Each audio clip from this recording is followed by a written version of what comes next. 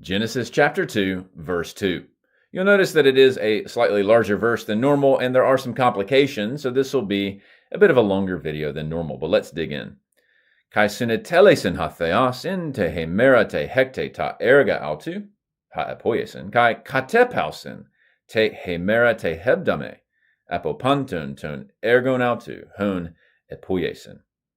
Let's start back with this first verb here, sunetelesin. We've seen a form of this previously in Genesis 2:1. This is soon teleo, which means to complete or to bring to completion. With this sigma, you see the en ending third singular, epsilon here after the prepositional prefix. This is a third singular aorist active indicative with God as the subject. So, and God finished or God completed. Now, we're going to find out when here in a second. Well, let's go ahead and finish. What did he complete here? Ta erga autu, his works. This erga referring all the way back to Genesis 1, all the different stuff that God has made. But when did he do this? Well, it starts with in te hemera, a nice prepositional phrase here. It's dated because of the in the day. Which day? Well, in attributed position after the te, we have te hekte. Now, hekte here is from hektos, and that means sixth. Now, that might sound funny. If you're familiar with Genesis 2:2 from the Hebrew that will typically be translated in the Bibles that you have, like NIV or ESV or whatever, it will read the seventh day because the underlying Hebrew in the Masoretic is Shevi'i. Notice that the Septuagint says that God finished all of his works on the sixth day, but if you can look it up, the translations derived from the Hebrew will say he finished all of his works on the seventh day. And this difference here is a massive debate among Septuagint scholars. There's essentially two options.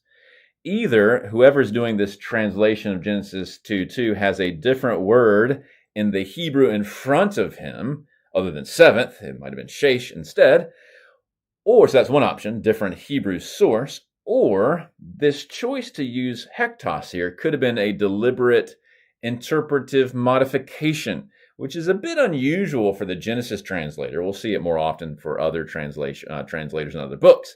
Be a little bit unusual in Genesis, but it's possible. Perhaps they thought that, well, it doesn't make sense that God finished all of his works on the on the seventh day, because that might imply that God worked on the seventh day. So maybe they changed it to hektos. The jury's still out, frankly. No one really knows exactly what happened here. But what we have in the Septuagint of Genesis 2:2 is that God finished on the sixth day, whereas the Masoretic has the seventh day. We have a nice little relative clause here. The ha is pointing back to the erga, that which he made. Apoiesin, that poieo verb has been used a lot. Third singular aorist there. Then what did God do? He katepausin. This is from katepauo. Once again, we have a sigma there, an epsilon after the prepositional prefix. This means to rest. Now we have that answer. Third singular aorist active indicative. What did he do on the seventh day? He rested. And on that note, once again, we have the te hemera like we did up here. Which day did he rest? The hebdome day.